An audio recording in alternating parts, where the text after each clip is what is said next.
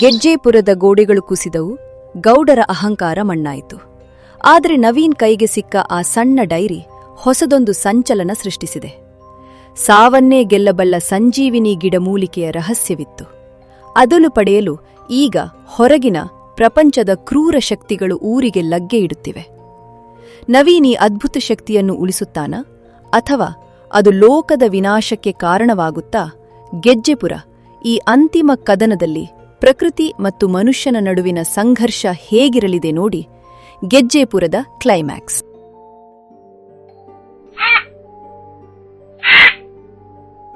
ಆ ಊರಿನ ಸಂಶೋಧನಾ ಕೊಠಡಿಯಲ್ಲಿ ನವೀನ್ ಡೈರಿಯನ್ನು ಓದುತ್ತಾ ಕುಳಿತಿದ್ದಾನೆ. ಅವನ ಸುತ್ತಲೂ ನಕ್ಷೆಯನ್ನು ಹರಡಿಕೊಂಡು ತಲೆಕೆಡಿಸಿಕೊಳ್ಳುತ್ತಿದ್ದಾನೆ. ಈ ಡೈರಿ ಹೇಳುತ್ತಿರುವುದು ನಿಜವಾಗಿದ್ದರೆ ಮಹಾರಾಣಿ ಕಾಪಾಡುತ್ತಿದ್ದದ್ದು ಚಿನ್ನವಲ್ಲ, ಈ ಮಣ್ಣಿನ ಕೆಳಗಿರುವ ದೈವಿಕ ಔಷಧಿಯನ್ನು. ಏನಪ್ಪಾ ಅದು? ನಮ್ಮ ಹಿರಿಯರು ಗಿಡಮೂಲಿಕೆಯ ಬಗ್ಗೆ ಮಾತನಾಡುತ್ತಿದ್ದರು, ಆದರೆ ಅದು ಪ್ರಾಣ ಉಳಿಸುತ್ತೆ ಅಂತ ಗೊತ್ತಿರಲಿಲ್ಲ. ಅಜ್ಜ, ಇದು ಸಾಮಾನ್ಯ ಗಿಡವಲ್ಲ. ಇದರಲ್ಲಿರುವ ಆರ್ಸೆನಿಕ್ ಮುಕ್ತ ಕೆಮಿಕಲ್ ಕಾಂಪೊಸಿಷನ್ ಕ್ಯಾನ್ಸರ್ನಂತಹ ರೋಗವನ್ನು ಕೂಡ ಗುಣಪಡಿಸಬಹುದು. ಹಾಗಾದರೆ ಇದು ಊರಿಗೆ ಒಳ್ಳೆಯದಲ್ವಾ? ಎಲ್ಲರಿಗೂ ಆರೋಗ್ಯ ಸಿಗುತ್ತಲ್ಲ? ಒಳ್ಳೆಯದೇ, ಆದರೆ ಈ ಮಾಹಿತಿ ಈಗ ಇಂಟರ್ನೆಟ್ ಮೂಲಕ ದೊಡ್ಡ ಮಾಫಿಯಾ ಕೈಗೆ ತಲುಪಿದೆ. ಅವರು ಈ ಇರಿಯೇ ಊರನ್ನೇ ಹಗೆಯಲು ಬರುತ್ತಿದ್ದಾರೆ. ನಮ್ಮ ಮಣ್ಣನ್ನು ಅಗೆಯಲು ನಾವು ಬಿಡಲ್ಲ ನವೀನ್. ಈ ಊರು ಈಗ ತಾನೇ ಉಸಿರಾಡುತ್ತಿದೆ. ಅವರು ಹಣ ಮತ್ತು ಶಸ್ತ್ರಾಸ್ತ್ರದೊಂದಿಗೆ ಬರುತ್ತಿದ್ದಾರೆ. ಅಜ್ಜ, ನಾವು ಬುದ್ಧಿವಂತಿಕೆಯಿಂದ ಹೋರಾಡಬೇಕು. ನವೀನ್, ಊರಿನ ಹತ್ತಿರ ಕೆಲವು ಅಪರಿಚಿತ ವಾಹನಗಳು ಕಾಣಿಸುತ್ತಿವೆ. ಅವರು ಯಾರೋ ಸಂಶೋಧಕರು ಅಂತ ಹೇಳುತ್ತಿದ್ದಾರೆ. ಬಂದೇ ಬಿಟ್ರು. ಶಾರದಾ ಅವರೇ, ಊರಿನ ಹೆಣ್ಣು ಮಕ್ಕಳಿಗೆ ಹೇಳಿ ಯಾರು ಗುಹೆ ಹತ್ತಿರ ಹೋಗಬಾರದು. ನಾವು ಎದುರುವುದಿಲ್ಲ ನವೀನ್. ಈ ಮಣ್ಣು ನಮಗೆ ತಾಯಿ ಇದ್ದಂತೆ. ಅದನ್ನು ರಕ್ಷಿಸುವುದು ನಮ್ಮ ಜವಾಬ್ದಾರಿ. ಊರಿನ ಹತ್ತಿರ ಕೆಲವು ಕಾರುಗಳು ಬಂದಿರುತ್ತವೆ. ವಿಕ್ರಮ್ ಎಂಬ ವ್ಯಕ್ತಿ ನವೀನನ್ನು ಎದುರಿಸ್ತಾನೆ. ನಮಸ್ಕಾರ ಮಿಸ್ಟರ್ ನವೀನ್, ನೀವು ಮಾಡಿದ ಸರ್ವೆ ರಿಪೋರ್ಟ್ ನೋಡಿ ನಮಗೆ ತುಂಬಾ ಇಂಪ್ರೆಸ್ ಆಗಿದೆ. ನಾನು ನಿಮಗೆ ಯಾವುದೇ ರಿಪೋರ್ಟ್ ಕಳಿಸಿಲ್ಲ. ನೀವು ಯಾರು ಮತ್ತು ಇಲ್ಲಿಗೆ ಯಾಕೆ ಬಂದಿದ್ದೀರಿ? ನಾನು ಗ್ಲೋಬಲ್ ಮೆಡಿಕಲ್ ಕಾರ್ಪೊರೇಷನ್ ಇಂದ ಬಂದಿದ್ದೇನೆ. ಈ ಊರಿನ ಕೆಳಗಿರುವ ಗಿಡಮೂಲಿಕೆ ಹಕ್ಕು ನಮಗೆ ಬೇಕು. ಇದು ಯಾರಿಗೂ ಮಾರಾಟಕ್ಕಿಲ್ಲ. ಇದು ಪ್ರಕೃತಿ ಆಸ್ತಿ ಮತ್ತು ಈ ಊರಿನ ಜನರ ಹಕ್ಕು. ನೋಡಿ ನವೀನ್, ಬಡತನದಲ್ಲಿ ಇರುವ ಈ ಜನರಿಗೆ ಕೋಟಿ ಕೋಟಿ ಹಣ ಕೊಡ್ತೇನೆ. ಅವರಿಗೆ ಇನ್ನೇನ್ ಬೇಕು? ಹಣದಿಂದ ಮನುಷ್ಯನ ಹಸಿವು ನೀಗಬಹುದು, ಆದರೆ ಪ್ರಕೃತಿಯನ್ನು ನಾಶ ಮಾಡಿದರೆ ಇಡೀ ಮನುಕುಲವೇ ಅಳಿಯುತ್ತದೆ. ನನಗೆ ಫಿಲಾಸಫಿ ಬೇಡ. ನಮಗೆ ದಾರಿ ಬಿಡ್ತೀರಾ, ಅಥವಾ ನಾವು ಬಲವಂತವಾಗಿ ದಾರಿ ಮಾಡಿಕೊಳ್ಳಬೇಕಾ? ಈ ಊರಿನಲ್ಲಿ ಕಾನೂನು ಇದೆ, ಸಂವಿಧಾನ ಇದೆ. ನಿಮ್ಮ ದೌರ್ಜನ್ಯ ಇಲ್ಲಿ ನಡೆಯಲ್ಲ. ಕಾನೂನು ಹಣದ ಮುಂದೆ ಮಂಡಿಯೂರುತ್ತದೆ. ನವೀನ್, ನಾಳೆ ಬೆಳಗ್ಗೆ ನಮಗೆ ಆ ಜಾಗದ ಲೊಕೇಶನ್ ಸಿಗಬೇಕು. ನಿಮ್ಮ ಹಣದ ಅಹಂಕಾರ ಈ ಗೆಜ್ಜೆಪುರದ ಮಣ್ಣಲ್ಲಿ ಹುತು ಹೋಗುತ್ತೆ, ನೆನಪಿಡಿ.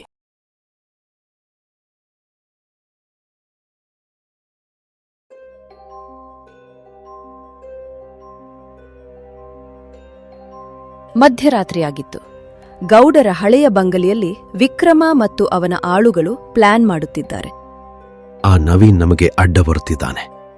ಅವನನ್ನು ಈ ದಾರಿಯಿಂದ ತಪ್ಪಿಸಬೇಕು. ಬಾಸ್, ಆ ಊರಿನ ಜನರು ಗುಹೆ ಹತ್ತಿರ ಯಾರನ್ನು ಬಿಡುತ್ತಿಲ್ಲ. ಪೂಜಾರಿ ಕೂಡ ಅಡ್ಡ ನಿಂತಿದ್ದಾನೆ. ಪೂಜಾರಿಯನ್ನು ಹಣದಿಂದ ಕೊಳ್ಳಲು ಆಗದಿದ್ದರೆ ಅವನನ್ನು ಹೆದರಿಸಿ. ಆ ಗಿಡಮೂಲಿಕೆಯ ಬೆಲೆ ಅಂತಾರಾಷ್ಟ್ರೀಯ ಮಾರ್ಕೆಟ್ನಲ್ಲಿ 1000 ಕೋಟಿ ಇದೆ. ಆದರೆ ಆ ಗುಹೆಯಲ್ಲಿ ಏನೋ ಮಾಯೆ ಇದೆ ಅಂತ ಜನರು ಹೇಳ್ತಿದ್ದಾರೆ. ವಿಜ್ಞಾನದ ಮುಂದೆ ಮಾಯೆಯೂ ಇಲ್ಲ, ಮಂತ್ರವೂ ಇಲ್ಲ. ಡೈನಮಿಟ್ ಬಳಸಿ ಹಾಗೂ ಸ್ಫೋಟಿಸಿ. ಹಾಗೆ ಮಾಡಿದ್ರೆ ಇಡೀ ಊರಿಗೆ ಅಪಾಯವಾಗಬಹುದು ಅಲ್ವಾ? 1000 ಕೋಟಿ ಲಾಭ ಸಿಗುವಾಗ ಒಂದು ಸಣ್ಣ ಊರು ನಾಶವಾದರೆ ನನಗೇನು ನಷ್ಟವಿಲ್ಲ. ಸರಿ ಬಾಸ್, ನಾಳೆ ಅಮಾವಾಸ್ಯೆ.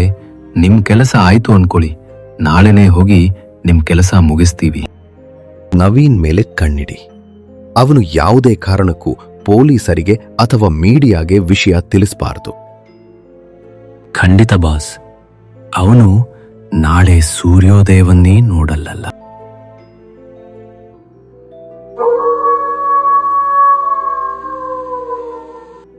ಆ ರಾತ್ರಿ ನವೀನ್ GPS ಹಿಡಿದು ಕಾಡಿನ ಹಾದಿಯಲ್ಲಿ ಹೋಗುತ್ತಿರ್ತಾನೆ. ಇದ್ದಕ್ಕಿದ್ದಂತೆ ಆ ಮಾಫಿಯಾ ಗುಂಡಗಳು ನವೀನ್ ಮೇಲೆ ಅಟ್ಯಾಕ್ ಮಾಡಲು ಪ್ರಯತ್ನಿಸ್ತಾರೆ. ಆಗ ನವೀನ್ ಬೆಚ್ಚಿ ಬೀಳ್ತಾನೆ. ಆದರೂ ಹೆದರದೆ ಅವರನ್ನು ಎದುರಿಸ್ತಾನೆ. ಎಲ್ಲಿಗೆ ಹೋಗ್ತಿದ್ದೀಯ ಸೈಂಟಿಸ್ಟ್? ನಿನ್ನ ಸಂಶೋಧನೆ ಇವತ್ತಿಗೆ ಮುಗಿಯಿತು. ನೀವು ವಿಕ್ರಮ್ ಕಳಿಸಿದ ಹಾಡುಗಳು ಅಂತ ಗೊತ್ತು. ದಾರಿ ಬಿಡಿ, ನನಗೆ ತುಂಬಾ ಕೆಲಸವಿದೆ. ಈ ರಾತ್ರಿಯಲ್ಲಿ ನನ್ನ ಕೆಲಸ ಕೆಡಿಸಲು ಬರಬೇಡಿ, ಪರಿಣಾಮ ನೆಟ್ಟಗಿರಲ್ಲ. ದಾರಿ ಬಿಡೋಕ್ಕೆ ಬರಲಿಲ್ಲ, ನಿನ್ನ ಉಸಿರು ನಿಲ್ಲಿಸೋಕೆ ಬಂದಿದ್ದೇವೆ. ನಿನ್ನ ಕೊನೆಯ ಆಸೆ ಏನಾದ್ರೂ ಇದ್ರೆ ಹೇಳು, ಇಲ್ಲೇ ನೆರವೇರಿಸಿಬಿಡ್ತೇವೆ. ಒಬ್ಬ ಗುಂಡ ತುಂಬಾ ಮಾತನಾಡ್ತಿರ್ತಾನೆ. ನವೀನ್ ಮೇಲೆ ಅಟ್ಯಾಕ್ ಮಾಡಲು ಹೋಗ್ತಾನೆ. ಆಗ ನವೀನ್ ತನ್ನಲ್ಲಿರುವ ಸರ್ವೆ ರೋಡ್ ಬಳಸಿ ಅವನನ್ನು ಒಡೆಯುತ್ತಾನೆ. ನಾನು ಬರೀ ಬುದ್ಧಿವಂತನಲ್ಲ, ನನ್ನನ್ನು ರಕ್ಷಿಸಿಕೊಳ್ಳುವುದು ನನಗೆ ಗೊತ್ತು. ನೀವು ಈ ಹುಚ್ಚಾಟನಿಸಿ ಮೊದಲಿನಿಂದ ತೊಲಗಿ. ಅದನ್ನು ನೋಡಿದ ಇನ್ನೊಬ್ಬ ಗುಂಡ ಕೈಯಲ್ಲಿ ಚಾಕು ಹಿಡಿದು ನವೀನ್ ಹತ್ತಿರ ಹೋಗುತ್ತಾನೆ.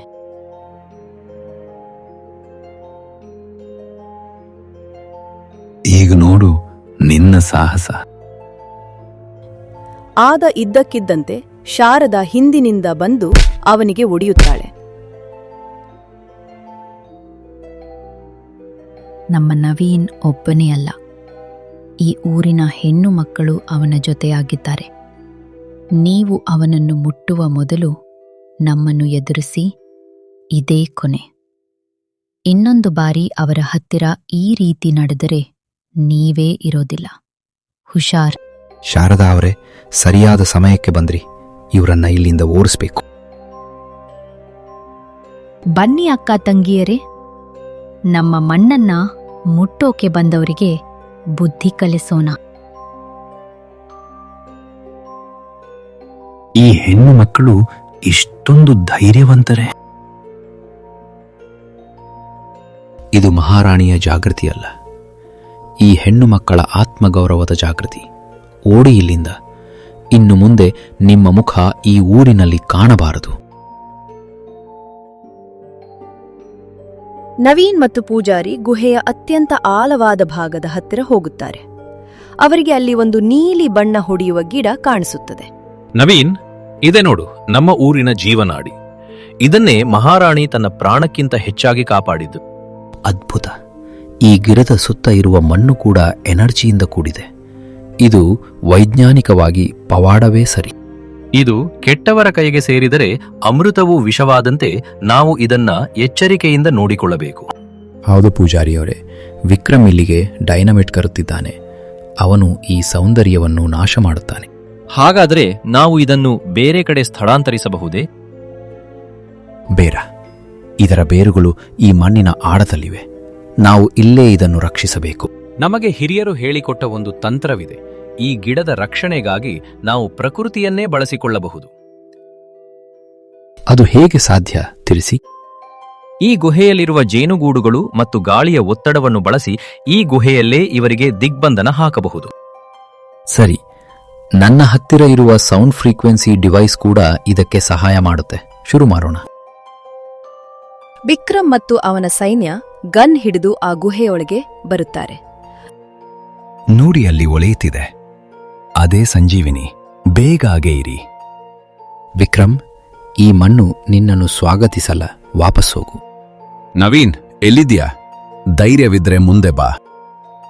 ನವೀನ ಧ್ವನಿ ಮಾತ್ರ ಕೇಳಿಸ್ತದೆ. ನಿನ್ನಂಥವರಿಗೆ ಕಣ್ಣಿಗೆ ಕಾಣುವ ಶತ್ರುಗಳಿಗಿಂತ ಅದೃಷ್ಟ ಶತ್ರುಗಳೇ ಹೆಚ್ಚು ಅಪಾಯಕಾರಿ. ಸುಮ್ಮನೆ ಬೊಗಳ್ಬೇಡ. ಡೈನಾಮಿಕ್ ಹಚ್ಚಿ. ನವೀನ್ ಡಿವೈಸ್ ಆನ್ ಮಾಡುತ್ತಾನೆ.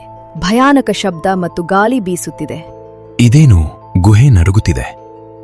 ಯಾರು ಕಿರುಚುತ್ತಿರುವಂತೆ ಕೇಳಿಸುತ್ತಿದೆ.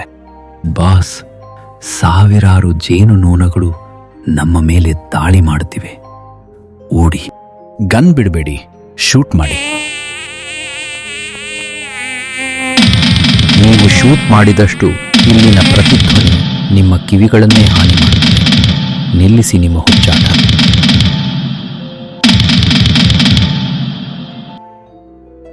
ವಿಕ್ರಮ್ ಓಡುವ ಗಾಬರಿಯಲ್ಲಿ ಸ್ಫೋಟಕವನ್ನು ತಾನಿದ್ದ ಜಾಗದಲ್ಲಿ ಬೀಳಿಸಿಕೊಳ್ತಾನೆ. ಅಯ್ಯೋ, ಸ್ಫೋಟಕದ ಟೈಮರ್ ಆನ್ ಆಗಿದೆ. ಯಾರಾದರೂ ಇದನ್ನು ಆಫ್ ಮಾಡಿ. ಹಣದ ದುರಾಸೆ ನಿನ್ನನ್ನು ಸಾವಿನ ದಾಳಿಗೆ ತಂದಿದೆ ವಿಕ್ರಮ್. ನವೀನ್, ನನ್ನನ್ನು ಉಳಿಸು. ನಾನ್ ನಿನಗೆ ಅರ್ಧ ಹಣ ಕೊಡ್ತೇನೆ. ನನಗೆ ನಿನ್ನ ಕೊಳಕು ಹಣ ಬೇಡ. ಈ ಗಿಡಮೂಲಿಕೆಯನ್ನು ನಾಶ ಮಾಡಲು ನಾನು ಬಿಡಲ್ಲ. ಇನ್ನು 10 ಸೆಕೆಂಡ್ ಅಷ್ಟೇ ಇದೆ, ಪ್ಲೀಸ್. ನವೀನ್ ಆಸ್ ಫೋಟೋಕವನ್ನು ಎತ್ತಿ ಗುಹೆಯ ಆಳವಾದ ನೀರು ಇರುವ ಕಂದಕಕ್ಕೆ ಸಿಗುತ್ತಾನೆ. ದೊಡ್ಡ ಸ್ಫೋಟವಾಗುತ್ತದೆ, ಆದರೆ ಗುಹೆಗೆ ಏನಾಗುವುದಿಲ್ಲ.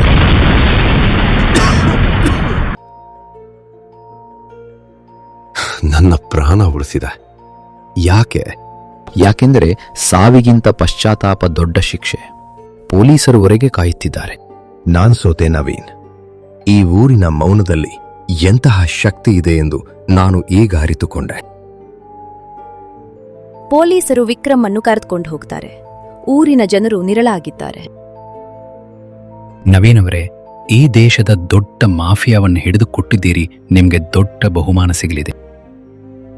ಆ ಬಹುಮಾನವನ್ನು ಈ ಊರಿನ ಅಭಿವೃದ್ಧಿಗೆ ಬಳಸಿ. ಸರ್, ಇಲ್ಲಿನ ಹೆಣ್ಣು ಮಕ್ಕಳು ಓದಬೇಕು. ನವೀನ್, ಆ ಗಿಡಮೂಲಿಕೆಯ ಹಸಿ ಎಲ್ಲರಿಗೂ ಗೊತ್ತಾಗಿದೆ. ಅದನ್ನು ರಕ್ಷಿಸುವುದು ಹೇಗೆ? ಸರ್ಕಾರದ ಜೊತೆ ಮಾತನಾಡಿ ನಾನು ಇಲ್ಲಿ ಒಂದು ಬಯೋ ರಿಸರ್ಚ್ ಕೇಂದ್ರ ಮಾಡಿಸುತ್ತಿದ್ದೇನೆ. ಇದರಿಂದ ಊರಿಗೆ ಉದ್ಯೋಗ ಸಿಗುತ್ತೆ, ಗಿಡವ ಸುರಕ್ಷಿತವಾಗಿರುತ್ತೆ. ಈ ಊರಿನಲ್ಲಿ ಇನ್ನು ಮುಂದೆ ಯಾವುದೇ ಭಯವಿಲ್ಲ. ಗೆಜ್ಜೆಪುರ ಈಗ ಮಾತನಾಡುವ ಪುರವಾಗಿದೆ. ಮಹಾರಾಣಿ ಆತ್ಮಕ್ಕೆ ಈಗ ಶಾಂತಿ ಸಿಕ್ಕಿದೆ. ಅವರು ಬಯಸಿದ್ದೇ ಇದನ್ನ. ಅಮ್ಮ, ಇನ್ನು ಮುಂದೆ ನಾವು ಗುಹೆಯೊಳಗೆ ಆಟ ಆಡಬಹುದಾ? ಖಂಡಿತ ಕಂದ. ಈ ಊರು ಈಗ ನಿನ್ನದು. ನಾನು ನನ್ನ ರಿಪೋರ್ಟ್ನಲ್ಲಿ ಈ ಊರನ್ನು ಪವಿತ್ರ ತಾಣ ಎಂದು ಘೋಷಿಸಲು ಶಿಫಾರಸು ಮಾಡುತ್ತಿದ್ದೇನೆ. ನವೀನ್, ನೀನು ಈ ಊರಿಗೆ ಬಂದದ್ದು ಕೇವಲ ಸರ್ವೆ ಮಾಡೋಕಲ್ಲ, ನಮ್ಮ ಹಣೆ ಬರಹ ಬದಲಿಸೋಕೆ. ನವೀನ್ ತನ್ನ ಬ್ಯಾಗ್ ಪ್ಯಾಕ್ ಮಾಡಿಕೊಂಡು ಊರು ಬಿಡಲು ಸಿದ್ಧನಾಗಿದ್ದಾನೆ. ಶಾರದಾ ಅವರೇ, ನಿಮ್ಮ ಮಕ್ಕಳನ್ನು ಚೆನ್ನಾಗಿ ಓದಿಸಿ. ಅವರೇ ಈ ಊರಿನ ಮುಂದಿನ ರಕ್ಷಕರು. ನೀವು ಮತ್ತೆ ಬರುತ್ತೀರಲ್ವಾ ನವೀನ್? ಖಂಡಿತ ಬರ್ತೀನಿ. ಗೆಜ್ಜೆಪುರದ ಮಾಯೆ ನನ್ನನ್ನು ಸದಾ ಕಾಡುತ್ತಿರುತ್ತದೆ. ಇದು ನಿನ್ನ ಮನೆ ಇದ್ದ ಹಾಗೆ ಮಗನೇ. ಯಾವಾಗ ಬೇಕಾದ್ರೂ ಬಾ. ನಿಮ್ಮ ಮಾರ್ಗದರ್ಶನಕ್ಕೆ ಧನ್ಯವಾದಗಳು. ನಗು ನಗುತ್ತಾ ಹೋಗಿ, ಬಾ ನವೀನ್, ನಿನ್ನ ಹಾದಿ ಬೆಳಕಿನಿಂದ ಕೂಡಿರಲಿ. ನನಗೆ ಒಂದು ವಿಷಯ ಅರ್ಥವಾಯಿತು. ಪ್ರಕೃತಿಯನ್ನು ಪ್ರೀತಿಸಿದರೆ ಅದು ನಮ್ಮನ್ನು ಪ್ರಾಣಕ್ಕಿಂತ ಹೆಚ್ಚಾಗಿ ಕಾಪಾಡುತ್ತದೆ. ಈ ಊರಿನ ಇತಿಹಾಸದಲ್ಲಿ ನಿನ್ನ ಹೆಸರು ಶಾಶ್ವತವಾಗಿ ಉರಿಯುತ್ತೆ. ಹೆಸರಿಗಿಂತ ಮುಖ್ಯವಾಗಿ ಈ ಊರಿನ ಜನರ ಮುಖದ ಮೇಲಿರುವ ನಗು ನನಗೆ ತೃಪ್ತಿ ಕೊಟ್ಟಿದೆ. ನವೀನ್ ಅಂಕಲ್, ಈ ಚಾಕ್ಲೇಟ್ ತಗೊಳ್ಳಿ.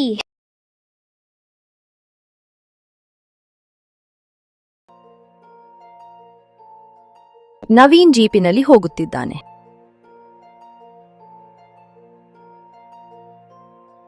ಗೆಜ್ಜೆಪುರದ ಮಾಯೆ ಈಗ ಮುಗಿದಿದೆ. ಭಯದ ಮೌನ ಈಗ ಶಾಂತಿಯ ಮೌನವಾಗಿ ಬದಲಾಗಿದೆ.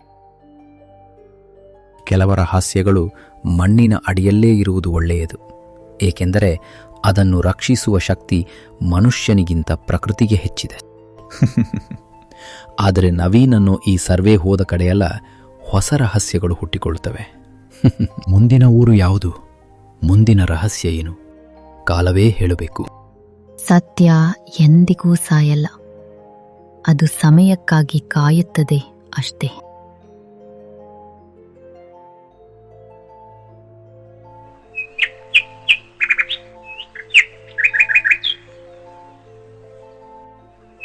ಗೆಜ್ಜೆಪುರದ ಮಾಯೆ ಈಗ ಮುಗಿದಿದೆ. ಭಯದ ಮೌನ ಈಗ ಶಾಂತಿಯ ಮೌನವಾಗಿ ಬದಲಾಗಿದೆ. ಕೆಲವರ ಹಾಸ್ಯಗಳು ಮಣ್ಣಿನ ಅಡಿಯಲ್ಲೇ ಇರುವುದು ಒಳ್ಳೆಯದು, ಏಕೆಂದರೆ ಅದನ್ನು ರಕ್ಷಿಸುವ ಶಕ್ತಿ ಮನುಷ್ಯನಿಗಿಂತ ಪ್ರಕೃತಿಗೆ ಹೆಚ್ಚಿದೆ. ಆದರೆ ನವೀನನ್ನು ಈ ಸರ್ವೆ ಹೋದ ಕಡೆಯೆಲ್ಲ ಹೊಸ ರಹಸ್ಯಗಳು ಹುಟ್ಟಿಕೊಳ್ಳುತ್ತವೆ. ಮುಂದಿನ ಊರು ಯಾವುದು? ಮುಂದಿನ ರಹಸ್ಯ ಏನು? ಕಾಲವೇ ಹೇಳಬೇಕು. ಸತ್ಯ ಎಂದಿಗೂ ಸಾಯಲ್ಲ. ಅದು ಸಮಯಕ್ಕಾಗಿ ಕಾಯುತ್ತದೆ ಅಷ್ಟೇ.